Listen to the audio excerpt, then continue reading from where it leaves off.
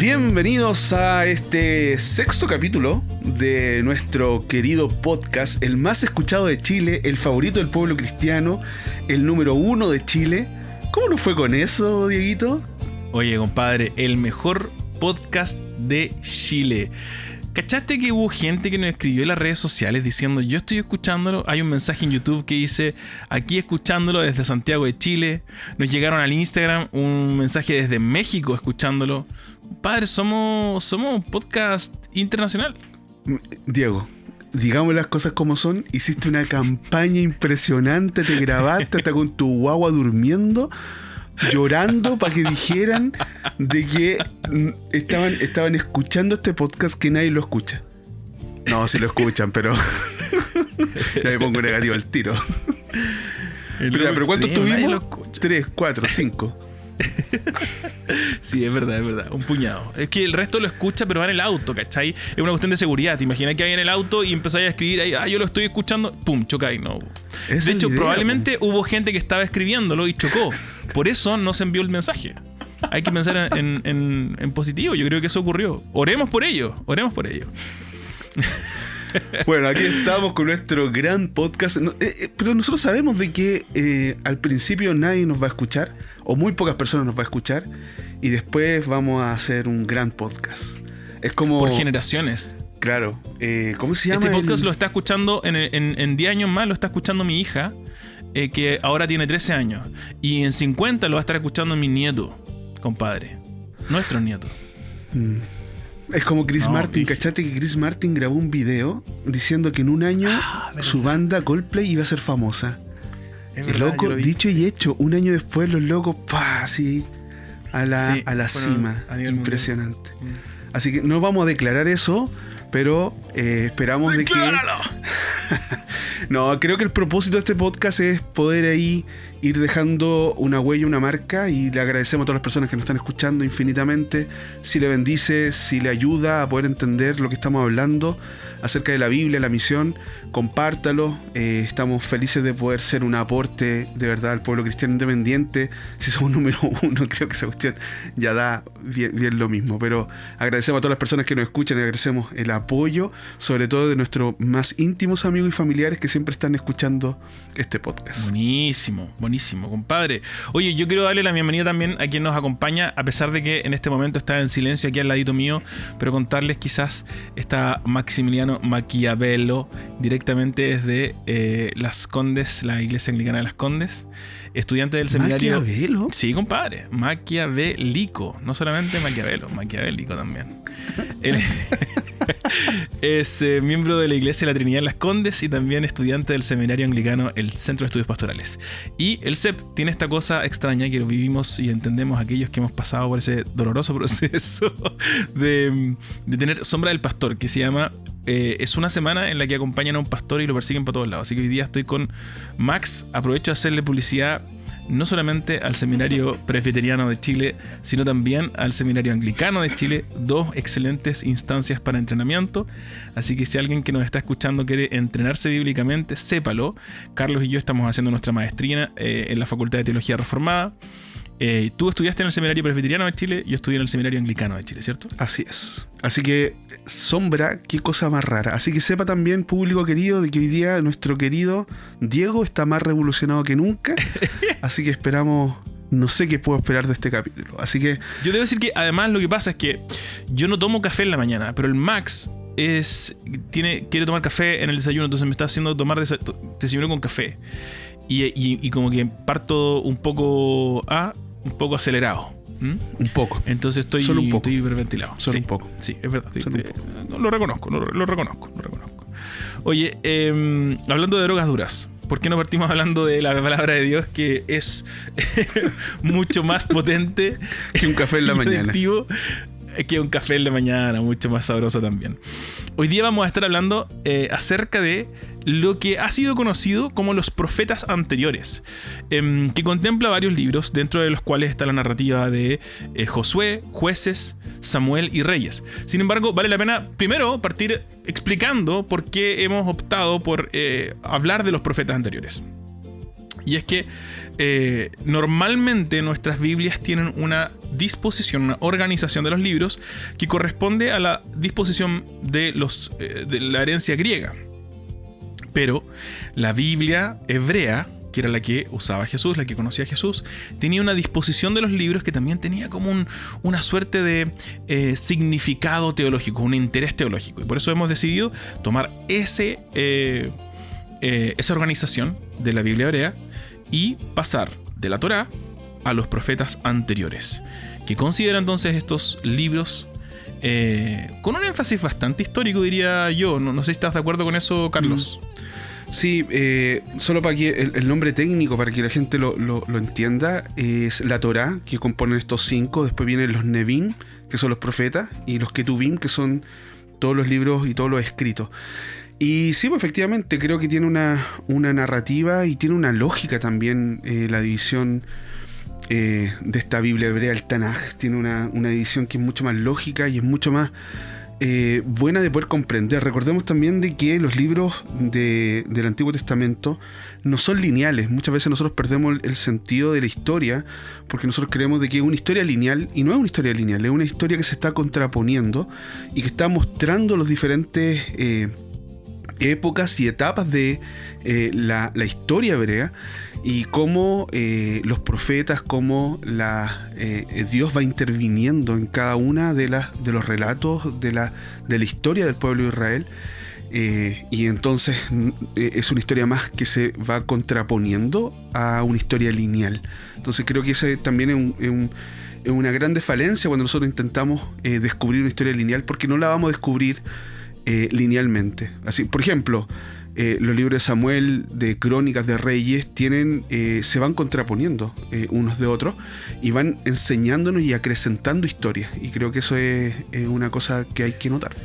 Sí, es interesante. Los profetas anteriores entonces tienen por un lado, este interés en relatarnos la historia de Israel desde la entrada a la tierra prometida, lamentablemente hasta la salida de la tierra prometida, o lo que nosotros vamos a conocer ya en Crónicas y en Segunda de Reyes como el exilio, ¿no? Donde el pueblo, en juicio de Dios, es expulsado de la tierra.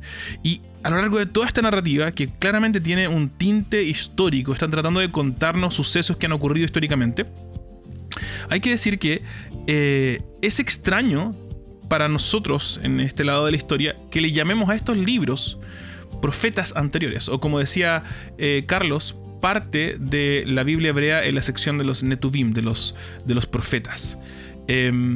Quizás podríamos hablar de eso en primer lugar. ¿Por qué le llamamos profetas anteriores a estos libros, a esta colección de libros? ¿Y cuál sería tu respuesta a eso? Yo te estaba preguntando a ti, pero no soy fresco. Haga la pega, pues, si usted está preguntando. Bueno, yo creo que en primer lugar son anteriores porque se refieren a la anterioridad respecto del exilio babilónico. Si te fijas, en general, esta narrativa precede, conduce hacia y concluye con el exilio babilónico, que es el momento en que Israel finalmente es disgregado, dispersado y de alguna manera bajo el juicio de Dios por su desobediencia. Pero también se llaman profetas anteriores, toda esta sección, porque son libros que, aunque narran una historia, no están intentando escribir una historia desde un punto de vista meramente desapasionado. Están tratando de conducir su teología y tejer la historia desde una interpretación teológica. Es decir, están relatando la historia desde los ojos de Dios. Y en ese sentido, son profecías, ¿no? Está Dios hablando por medio de estos autores al relatar la historia de Israel para las generaciones siguientes, por supuesto. Así que es muy interesante porque vamos a ver que esta también es una tradición que se va a retomar en el Nuevo Testamento con los mismos evangelistas. Los evangelistas que narran las historias de Jesús no están meramente intentando construir un relato histórico, casi como crónico de lo que está ocurriendo. Lo que quieren hacer es contar la historia de Jesús con un interés, teológico, el orden de las historias, el énfasis de las palabras, la repetición de ciertos juegos de palabras, están presentes porque quieren comunicar no solamente los sucesos que han ocurrido, sino también su significado teológico, por supuesto, siendo inspirados por el Espíritu Santo. Así que sí. Entonces los profetas anteriores serían ¿cuáles? Josué, Jueces, Samuel, Reyes. ¿Estamos de acuerdo ahí? Sí, estamos de acuerdo ahí. Entonces, esos serían los profetas anteriores. Bueno, Samuel y Reyes en realidad son, aunque nosotros tenemos un primer y un segundo libro de Samuel y un primer y un segundo libro de Reyes, son 2 libros en realidad en distintos rollos. Así que serían en realidad 4, ¿no? Josué, Jueces, Samuel y Reyes. Y esta es un poco lo que nos va a contar la historia después de que justamente el pueblo está reentendiendo la ley. Recordemos de que el pueblo de Israel en Deuteronomio es un pueblo completamente diferente. Es un pueblo que no recibió esta primera ley, por así decirlo, con Moisés, sino que es un pueblo que con Moisés está recibiendo o está redescubriendo esta ley que Dios le había entregado a un pueblo que muere. Toda esa generación rebelde muere en el desierto. Y entonces el libro de Deuteronomio nos está mostrando cómo el pueblo está desarrollando su identidad en lo que Dios siempre quiso. Hablamos la semana pasada de que el gran propósito de las leyes, el gran propósito de los 10 mandamientos, el gran propósito de esta sacada de Israel de la tierra de Egipto tenía que ver con adoptar una identidad diferente, con un Dios diferente, y que ellos pudieran ser un pueblo que iluminara a las naciones con la manera en cómo ellos vivían la vida, cómo ellos disfrutaban la vida y cómo ellos participaban en la vida, en medio de la cultura, en medio de todas las cosas que estaban pasando ahí. Y entramos entonces al libro de Josué, que nos va a explicar toda esta conquista que hay con la tierra prometida. Y ahí ya entramos en un camino. Pero, o sea, ¿sabes que hay varias maneras de hacer esto? Hay varias maneras de poder explicarlo, hay varias maneras de poder darle diferente énfasis. Tenemos un podcast que es un poco corto, entonces mi pregunta para ti, Diego, es ¿cómo lo abordamos? ¿Qué te parece a ti que sería lo mejor abordar en este capítulo? A mí me parece que sería bueno aprovechar el tiempo que tenemos en hacer un recorrido muy breve por cada uno de los libros que continúan y haciendo un énfasis en cuál sería el mensaje. Obviamente un recuento breve de la historia, pero enfocándonos principalmente en el mensaje. ¿Cuál es el mensaje de cada uno de estos 4 libros que tenemos a disposición? No sé si te parece, Carlitos. Me parece muy bien. Perfecto. Vamos entonces con Josué.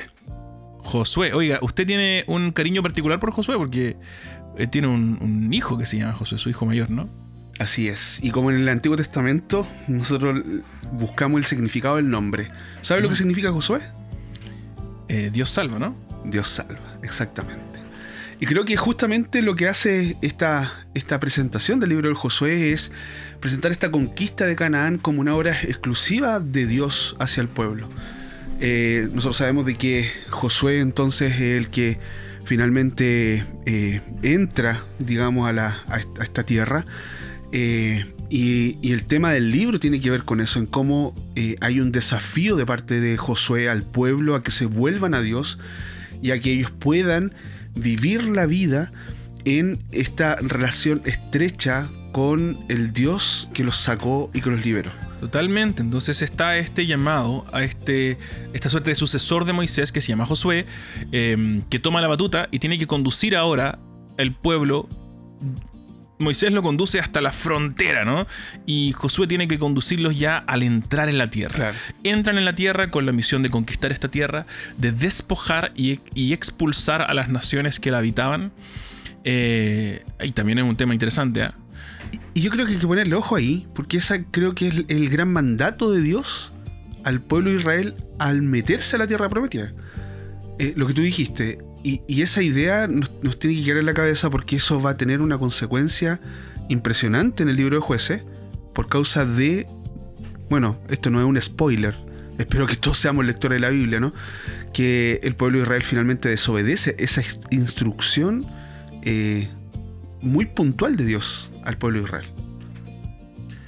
Sí, claro. Entonces el Señor le llama al pueblo de Israel a entrar y a por totalmente expulsar a las naciones. O en algunos casos es más radical aún, sobre todo al comienzo de Josué, y hay mandatos sobre eliminar, o sea, matar totalmente a algunas naciones. Cuando ellos entran, por ejemplo, en el famoso episodio en Jericó, y después van pasando por estas ciudades en las que en algunos casos tienen que expulsar, en otros casos, y siempre está esta opción, siempre vemos estos ejemplos como recordatorios de que hay parte de esos pueblos que se convierten al Señor, que se refugian en el Dios de Israel y por tanto pasan a ser parte del pueblo de Israel.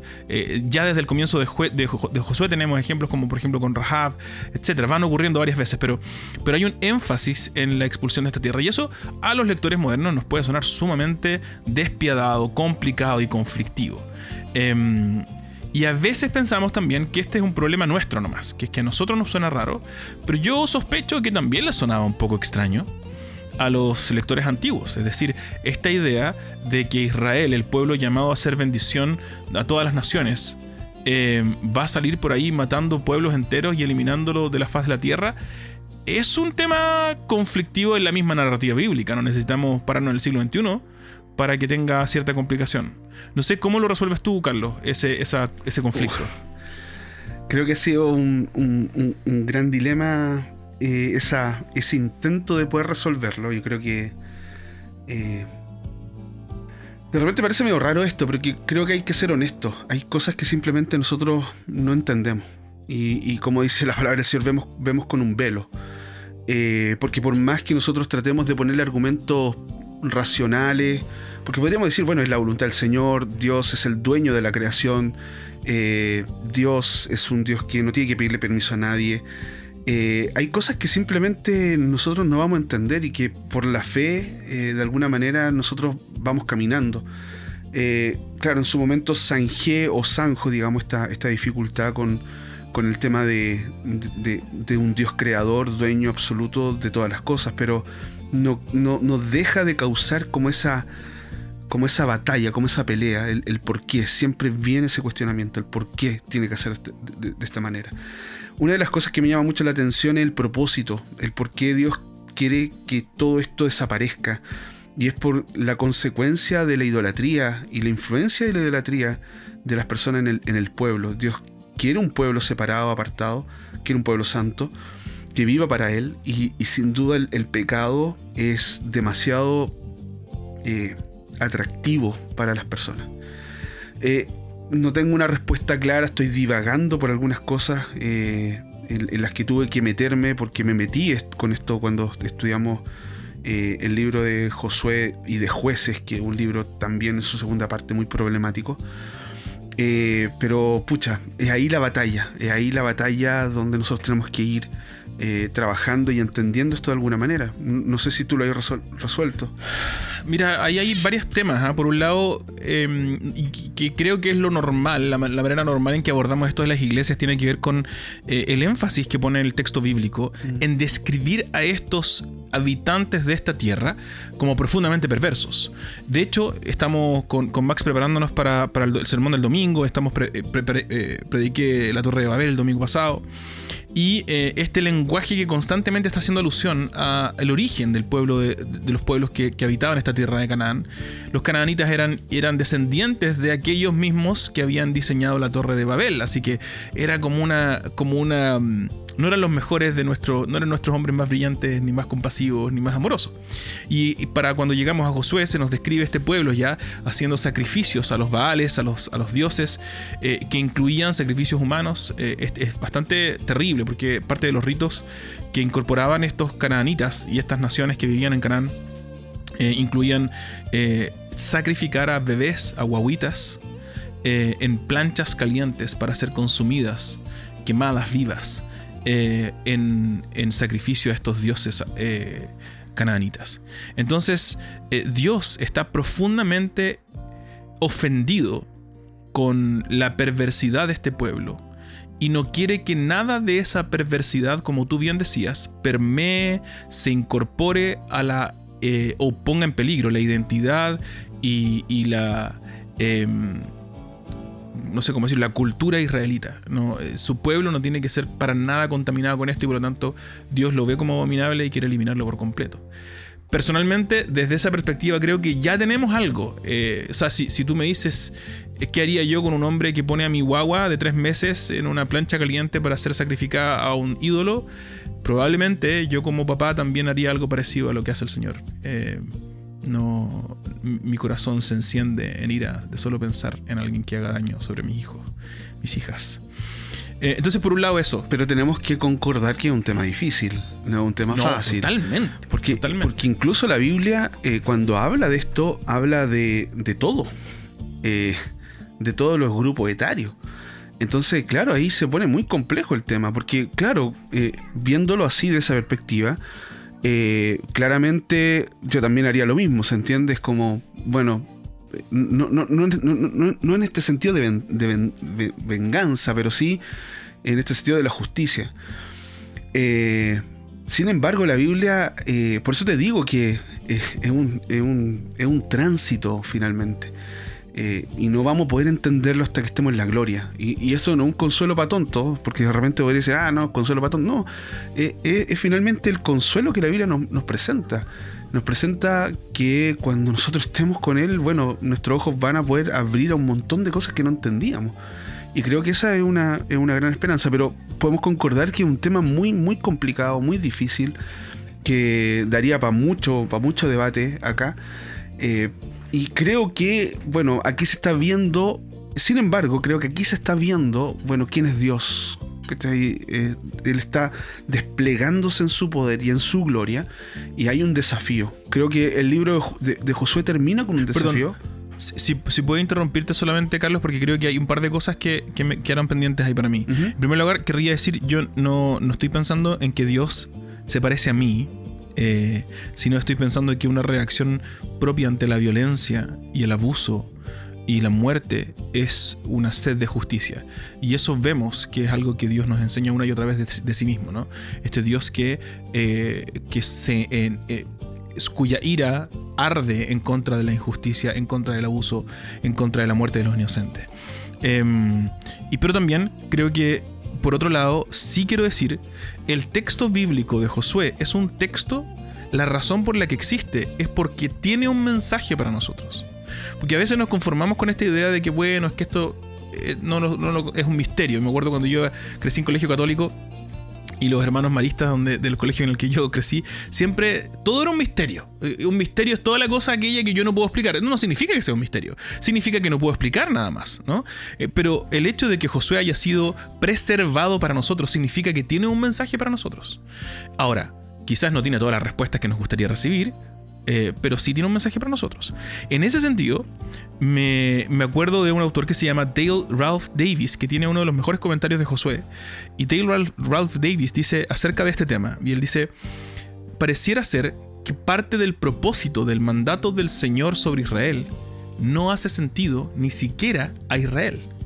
Es decir, no está tratando de darles un mandato que ojalá ellos estén de acuerdo. Está poniendo a prueba su obediencia. Y está diciéndoles, ¿qué están haciendo ustedes cuando obedecen? ¿Me van a obedecer cuando están de acuerdo conmigo? ¿O me van a obedecer aún cuando no tiene sentido? Y creo que en ese sentido estoy de acuerdo contigo, en el sentido de que decimos en nuestra vida, obedecemos al Señor cuando, aquí sí nos parece razonable obedecer al Señor, obedecemos al Señor cuando a lo mejor no entendemos por qué, pero estamos llamados a obedecer al Señor igual. De hecho, eso es parte de nuestra fe, ¿o no? Y creo que tú diste en un principio, mira, tú te estás metiendo solito en temas. Dijimos que no lo íbamos a hacer, pero te estás metiendo solito en temas específicos sí, del libro de Josué. Pero bueno, ahí nomás te lo quiero dejar. También quería hacerlo notar. Usted quería pasar todo así, ¿no? Un panorama, pero ahí que da para hablar estas cosas. De hecho, las cosas aún no vistas son parte fundamental de nuestra fe. O sea, 2 Corintios 5 dice que por fe andamos, no por vista. Entonces, por fe nosotros vamos andando y las cosas que no vemos son parte de nuestra espiritualidad, son parte de nuestra caminata. Entonces, por eso creo de que de repente zanjar temas como este, mira, es como esto. Esta es mi gran preocupación. El pueblo cristiano ha zanjado todas las cosas de la Biblia, cuando hay cosas que no podéis zanjar. cuando hay cosas que son parte de nuestra humanidad, no entenderlas. Y no tenemos por qué tener miedo de decir, ¿sabes que no lo entiendo? No comprendo esto. ¿Estoy dudando del amor de Dios? No. ¿Estoy dudando de su fidelidad? No. ¿Estoy dudando de su soberanía? No. Pero ¿por qué tengo esa tendencia un poco a defender cuando de verdad es una lucha? Cuando de verdad nosotros vemos cosas en la Biblia que, no sé, con respecto a la santidad, ¿no es una lucha la santidad para nosotros? Siempre nosotros estamos luchando con eso. ¿Y por qué tenemos que decir, no, si soy victorioso? No, hermano, o sea, estoy en medio de una lucha, estoy en medio de un tránsito y yo necesito andar por fe para después poder ver, ¿cachai? Es como esa es lo que la Biblia me está mostrando. Entonces creo que a mí no me da miedo y no me da temor decir, ¿sabes qué? Este es un tema complejo, este es un tema súper, no sé, ambiguo, que como decía el autor, ni para Israel ni para nosotros a lo mejor tiene sentido. Yo sé que Dios está haciendo algo, Él tiene algo que decirnos con respecto a eso, pero es parte de nuestra lucha, ¿no? Es parte de nuestra batalla, y creo que eso es muy saludable. Tenemos que ser sinceros como pueblo del Señor y decir, ¿sabes qué? De verdad yo tengo aquí un tema. Y está bien, no tiene por qué estar mal. Sí, bueno, y Josué, volviendo al tema de Josué, Josué parte un poco raro, ¿no? Ya en la segunda batalla vemos estas complicaciones, no siempre expulsan a los pueblos, no siempre obedecen al Señor, una y otra vez van en desobediencia. Josué termina con una tierra que en vez de ser conquistada, en vez de los pueblos expulsados, terminan viviendo junto con los israelitas. O sea, justo aquello que Dios había intentado evitar para el pueblo de Israel termina convirtiéndose en la realidad de Israel. Y Dios les había advertido a lo largo de todo el libro que estos pueblos serían trampa para ellos. Serían como una trampa, digamos, de estas de cacería, ¿no? Como una trampa de cazar osos, no sé. Van a terminar atrapándolos y van a terminar haciéndoles daño. Y así llegamos a la narrativa del libro de Jueces. Usted ha predicado todo el libro de Jueces, ¿no? Sí, prediqué todo el libro de Jueces. ¿Por qué no nos cuenta un poquito de qué se trata Jueces, grosso modo? Bueno, Jueces, lo que nos va a mostrar es cómo el Señor va poniendo a personas. Hay un concepto que ayuda a entender lo que está pasando con el pueblo de Israel y con su espiritualidad, que tiene que ver con este ciclo o este círculo del libro de los Jueces, que es Israel es fiel, Israel se mezcla. Por eso decíamos que era importante este concepto de que ellos no obedecieron al Señor, dejaron a pueblos paganos, convivieron con los pueblos paganos y se mezclaron con los pueblos paganos. ¿Qué terminó pasando? Es que estos pueblos paganos ejercían poder y tiranía con el pueblo de Israel. Y entonces el pueblo de Israel era de alguna manera oprimido. El pueblo de Israel se desesperaba, el pueblo de Israel se arrepentía de su pecado, el Señor enviaba a un juez, ese juez liberaba al pueblo de la esclavitud y de la opresión del pueblo pagano. El pueblo de Israel vivía en fidelidad hasta que ese juez moría. Una vez que ese juez moría, al poco tiempo Israel terminaba nuevamente en manos y conviviendo con los pueblos paganos, y ese es el círculo de los jueces. Y nosotros podemos ver cómo Dios va poniendo jueces en medio del pueblo para poder estar ahí liberando al pueblo. Otoniel, Ehud, Débora, Gedeón, Jefté, Elón, Abdón, Samsón, y creo que y Samuel finalmente. Creo que son de los jueces como más connotados del libro de los jueces. Entonces, ¿qué es lo que muestra el libro de los jueces? Muestra la fidelidad de Dios a pesar de un corazón duro. Muestra el amor de Dios a un pueblo que no está encontrando en él la satisfacción. Eso es lo que constantemente nos está mostrando el pueblo de el Dios de Israel, este Señor al cual este pueblo debía adorar.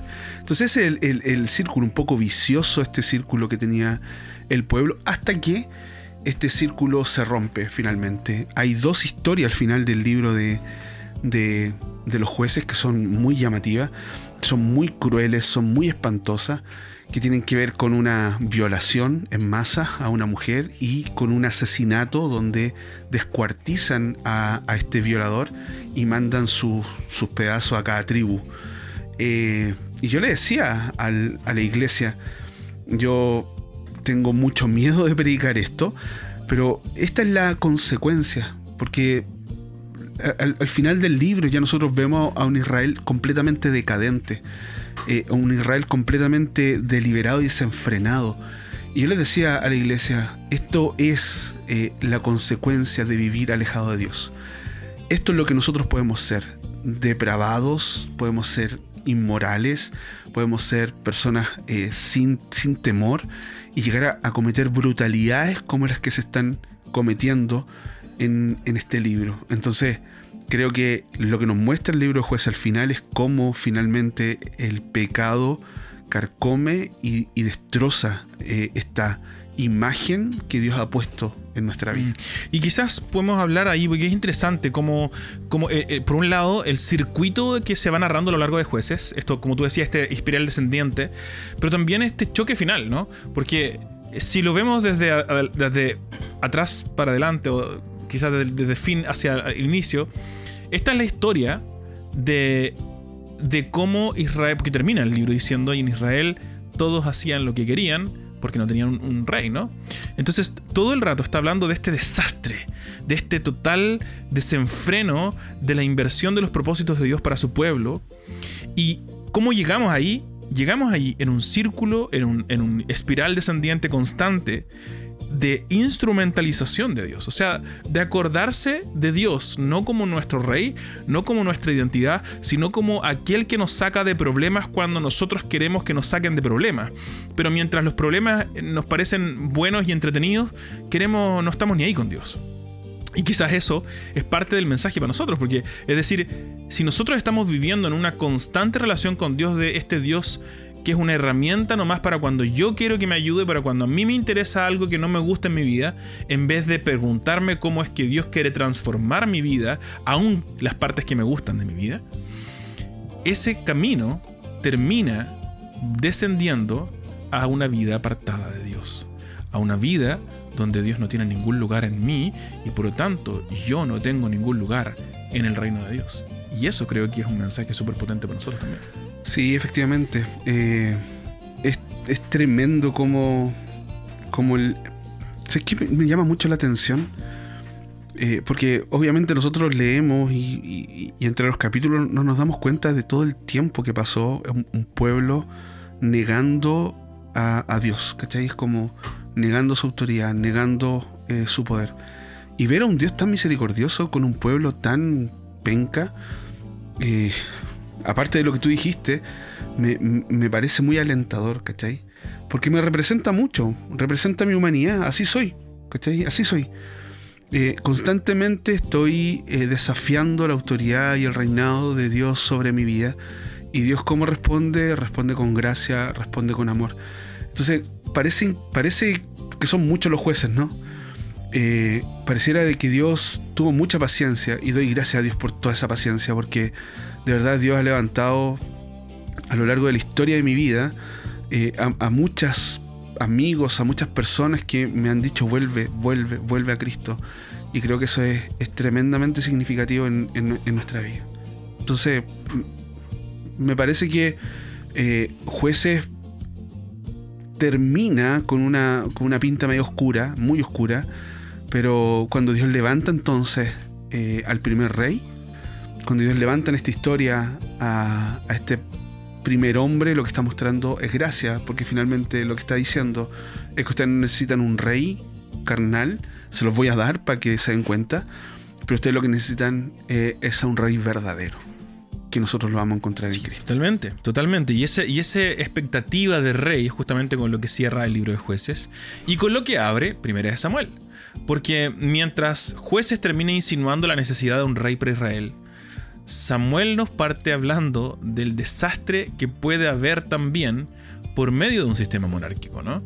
En Samuel tenemos esta narrativa en la que el pueblo de Israel viene a Samuel, que es el último juez profeta, por cierto. Viene y le dice: Samuel, queremos que nos des un rey, pero aquí está la gran condición de Israel, como tienen las otras naciones. Y eso es de profunda ofensa para el Señor. Así que decide darles lo que quieren. Un rey como las otras naciones tienen. Y les ofrece entonces al rey Saúl. Un rey que constantemente a lo largo de la narrativa está tratando de tomar para sí de Israel. O sea, una y otra vez vemos que les pide impuestos, que les sube, les exige cosas, toma a sus hijos para la guerra, toma a sus hijas como para su harén, toma de su dinero para sus impuestos. Una y otra vez está pidiéndole, les cuesta. Es tremendamente gravoso para el pueblo de Israel este rey. Él toma de Israel para sí. Y lamentablemente termina muy mal este rey, que termina dándole la espalda al Señor en un ataque es muy típicamente popular. Este libro es muy interesante para leer la política actual, porque te fijas que Saúl parece que tener una suerte de amor o temor del hombre profundo. Quiere caerle bien a todos, nunca quiere quedar mal con nadie, quiere tener hartos votos, así que quiere que la gente lo quiera mucho. Y en este temor por el hombre termina deshonrando al Señor. Para tratar de complacer a su gente, a su pueblo, a sus soldados, a las personas, para tratar de ser popular, termina siendo infiel al Señor y el Señor lo juzga. Y le quita, bueno, ese es el lenguaje que ocupa la Biblia, ¿no? Quita su espíritu de sí, de Saúl. Y entonces decide enviar a Samuel a ungir a un nuevo muchachito en ese momento, aparentemente joven, era el menor de los hermanos, David, pastor de ovejas, pero en muy poco tiempo rey de Israel. A mí me llama mucho la atención el tras bambalinas de Dios, ¿ah? Este Dios obrando, porque hay un texto interesante ahí pucha, perdona que retroceda, pero hay un texto interesante en el libro de Josué, cuando están ahí, ¿cómo se llama este burro que habla? Balaam, están ahí porque quieren obviamente al pueblo maldecir, lo que le vaya mal, ¿cachai? Hay un temor y es interesante porque Israel en ese momento, que Balaam está ahí con toda esta cuestión para poder echarle un hechizo y que este pueblo desaparezca, el pueblo está criticando a Dios. Sin embargo, en medio de que ellos no se dan cuenta de esto, no se dan cuenta del peligro que hay, Dios está cuidando al pueblo, ¿cachai? Dios está trabajando en cuidar a su pueblo. Y cuando nosotros nos vamos al libro de Samuel, obviamente, como tú decís, Saúl le da la espalda a Dios, pero este muchachito David ya había nacido, ya se estaba formando, ya estaba trabajando, ya estaba en el campo, apacentando ahí, cuidando. Y entonces cuando llegan para poder, este Samuel llega para poder bautizar a este nuevo rey, que lo hacen también escondida, en secreto, porque si Saúl se llegaba a enterar, era matar a David y matar a toda su descendencia. Y vemos cómo tras bambalinas nuevamente de Dios, ¿cachai? Cómo Él se está cuidando, cómo Él está trabajando y cómo Él está proveyendo a lo más insignificante a lo mejor, porque eso es lo que nos muestra este relato, pero que era según el corazón de Dios. Y eso es súper, súper impactante. Y aquí nosotros también vemos cómo entonces empieza a desarrollarse el perfil de David, un perfil donde se presenta la batalla con un Goliat. Es interesante el tema ahí, porque David está conmovido, está muy enojado por cómo este gigante como Goliat y como este pueblo está diciendo lo que ellos quieren con respecto a Dios. Y eso a él le da una ira, le da un enojo, al punto de poder enfrentarse a él y decir, ¿por qué venía a decir esto de Dios? ¿Cachai? Y vemos cómo entonces va avanzando esta historia con David y Saúl, hasta que obviamente Saúl ya se vuelve loco, Saúl pierde completamente los estribos, y ya después David empieza a tomar posesión de este trono sin antes haberla pasado muy mal. Y hay varios salmos que nos muestran cómo él la pasó muy mal, cómo él la pasó huyendo, cómo él la pasó tratando de salvar su vida. Hay un episodio muy... Ya con esto termino. Hay un episodio como muy entretenido de que él está en la cueva, ¿no? Con está ahí descansando y dice que Saúl entra a hacer sus necesidades y estuvo a punto ahí de poder matarlo. Claro. Y le perdona Le corta la un vida. pedacito de la capa, ¿te acuerdas? Claro, y le perdona la vida. Entonces, claro, son episodios que nosotros vemos y aquí ya va mostrándose los salmos un poco de cómo lo está pasando David. Hay un lugar a las afueras de Jerusalén, cerca de... entre Jerusalén y el mar de sal, ¿no? El mar muerto, donde hay un oasis y muchos historiadores concuerdan en que ese es el lugar, muy probablemente, donde David cortó ese pedacito. Nosotros tuvimos el privilegio de estar ahí y está la cueva, efectivamente se ve una cuevita dentro de un oasis. Impresionante ver un oasis en medio del desierto, es una locura. Agua fluye, verde por todos lados, y la cueva donde supuestamente estuvo David ahí cortándole el vestido a este Salomón. Ahora, claro, la narrativa entonces en general tiene que ver con este David que tiene un carácter de una constante dirección hacia Dios. Quiere ir hacia Dios, quiere amar al Señor, se arrepiente delante del Señor, quiere buscar al Señor. Todo el tiempo está buscando al Señor, priorizando al Señor por sobre quizás la búsqueda de Saúl, que era sí mismo y buscar de una u otra manera ser él popular o ser amado por la gente en vez de que de amar al Señor. Y esta crisis llega justamente al final con David coronado rey. Y sin embargo vemos a David en hartos momentos guatear. Desde su episodio más famoso con Betsabé, donde mira a esta mujer, la desea, y el lenguaje es un poco ambiguo. No sabemos si la toma para sí a la fuerza, no sabemos si la toma para sí a la fuerza con la presión de ser el rey que podía tomar a esta mujer con la autoridad de un rey. Definitivamente suena algo tremendamente abusivo, y así lo hace ver después Natán, el profeta que lo confronta. Pero también más tarde vamos a verlo a él en una constante negligencia parental, ¿no? No disciplina a sus hijos, cría muy mal a sus hijos, y sus hijos son justamente los que levantan una y otra vez estas otras dolores de cabeza para David, porque David ya viejo tiene que lidiar con hijos que quieren matarlo, quieren reemplazarlo en el trono.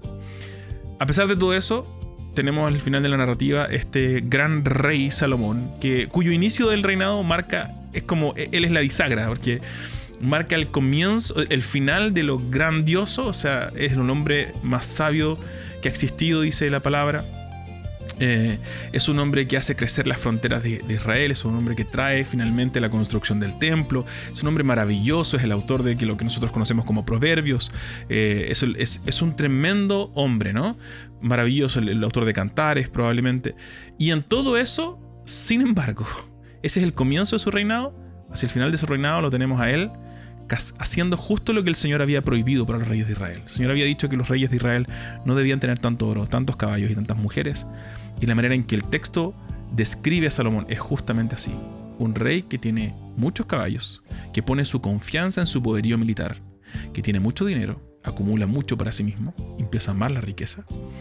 Y también que termina teniendo muchas esposas. Esposas, por lo demás, que no son israelitas, sino que adoran a otros dioses. Y hacia el final de la historia de Salomón se nos dice que ellas desvían el corazón de Salomón, y Salomón deja de adorar al Señor. Cosa terrible, es unas palabras terribles de Salomón.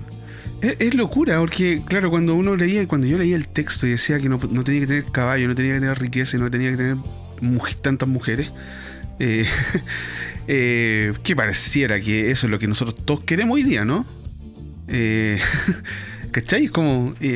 y claro, tenía que ver con este mandato y con esta instrucción de Dios, y nunca lo había visto de esa manera. Sexo, poder y dinero, qué interesante. Ahí están las tres cosas. Ahí están las tres cosas, ¿cachai? Y tenía que ver con esto, ¿cachai? Con la influencia militar que había en la época, porque el que tenía caballo era el que ganaba, con el dinero, que era el que ejercía el poder, y con el tema de las mujeres, con la influencia en otros reinados. O sea, la mujer se utilizaba, o los matrimonios se utilizaban, los matrimonios se utilizaban para poder hacer, ¿cuánto se llama esta? Alianzas estratégicas. Y Dios les dijo, no, yo soy el que les doy todas esas cosas. No tienen por qué andar buscando eso en otras cosas. Y como tú decís, sexo, poder y dinero, hoy día, que obviamente para nuestro contexto tiene otro énfasis, ha sido una lucha, y es una cuestión que nosotros podemos ver en la sociedad muy plagada, ¿cachai? Sí, totalmente. Bueno, y Salomón no solamente termina mal él, sino que su reinado también termina horrorosamente, porque sus hijos y sus descendientes son cada uno peor que el anterior. Sin embargo, dentro de esa, porque al final terminamos así los profetas anteriores, terriblemente, ¿no? Claro. Con hijos cada vez peores, cada vez más perversos, cada vez que se alejan cada vez más del Señor y que adoran cada vez más fanáticamente a dioses perversos, como los de los canaanitas que estaban mandados a ser a expulsar de la tierra. Y mientras eso va ocurriendo, el Señor le había prometido en 2 Samuel 7 a David establecer el reinado eterno de uno de sus descendientes. Y eso es lo que va a hacer el Señor por medio de un descendiente de David que será llamado ungido, Mesías, Cristo, que será rey para siempre, cuyo reino no tendrá fin y traerá prosperidad y justicia. Y uno ve a Salomón y dice, aquí viene, mira, al comienzo de Salomón, pero al final dice, bueno, esto claramente no era.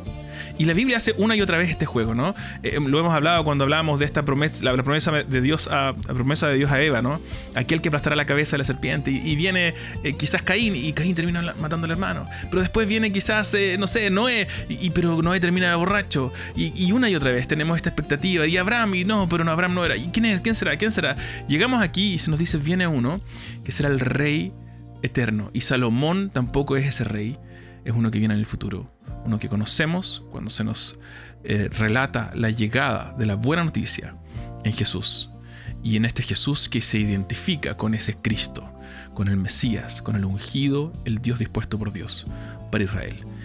Eso, por supuesto, está en el Nuevo Testamento. Eso lo encontramos en particular en pasajes como Marcos 8, cuando Pedro identifica a Jesús como el Cristo. Y mientras tenemos consuelo de que esa verdadera justicia, esa verdadera expectativa nos viene y nos llega en Cristo, tenemos que dejarlo en punto suspensivo, porque todavía no llegamos al Nuevo Testamento, ¿cierto? Absolutamente. Así que con mucha frustración, Y esa es la historia, ¿no? vamos a tener que dejar hasta aquí la historia. Esa es la historia de nuestra vida, loco, ¿no? Pucha, Cristo ya vino, pero estamos esperando con tanta ansias que venga de nuevo. Sí. Con tanta Sí. ansia. Y ojo que también, volviendo a hablar del tema, cerrando ya, ¿no? Con el tema de los profetas anteriores, la estructura de la Biblia hebrea, eso es justamente el énfasis de la Biblia hebrea. Por eso hemos decidido este orden. Porque te fijas que termina con puntos suspensivos. Termina con una decepción que espera algo más que venga. Y ese es el punto de la estructura hebrea, y por eso vamos a dejar este episodio hasta aquí, con esa expectativa, anhelando la llegada del verdadero Rey Mesías, nuestro Señor Jesucristo. Así que, Amén. nos vemos la próxima semana, Carlos. Nos vemos la próxima semana en tu podcast favorito.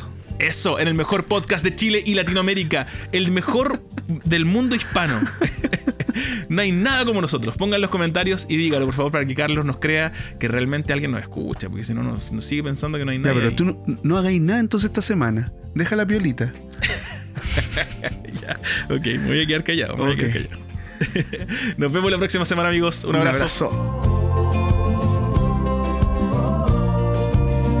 Qué bendición buscar y al cabo encontrar que el Padre nos buscaba de hace tiempo ya. Factor Misión es un podcast independiente. Si te gustaría apoyarnos, puedes hacerlo mediante patreon.com o Patreon para los latinos, y puedes escribirnos a factormision@gmail.com o encontrarnos simplemente en redes sociales. La canción que escuchaste al comienzo y a lo largo del episodio se llama Qué bendición y es de Martín Montenegro. Agradecemos a Martín por su generosidad y colaboración, y te invitamos a buscarlo en redes sociales y en Spotify para escuchar más de su creación. Sea yo bendición.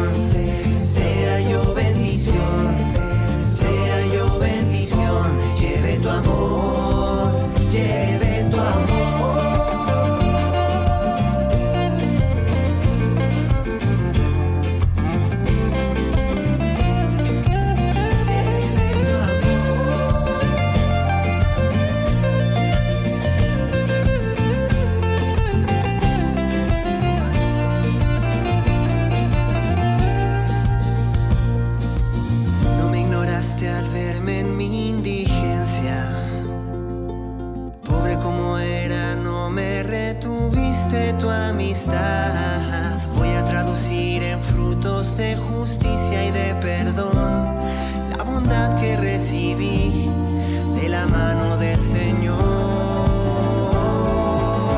Que se diga, oye qué bendición, oye qué bendición, oye qué bendición, gracias Señor. Sea yo bendición, sea yo bendición, sea yo bendición, lleve tu amor, lleve tu amor, lleve tu amor y no lo escondas, cierre entre paredes de lo que quieres que entre pares se disponga. Si me enseñaste a andar cuando yo no era nada, ¿cómo negarme a dar la mano al que te invado? Vamos, porque atrás quedaron esos tiempos cuando le otorgaba un peso cósmico a egocéntricos proyectos. La compasión fue ese dialecto con el que el Señor nos trajo vida para tener y para llevarle al resto.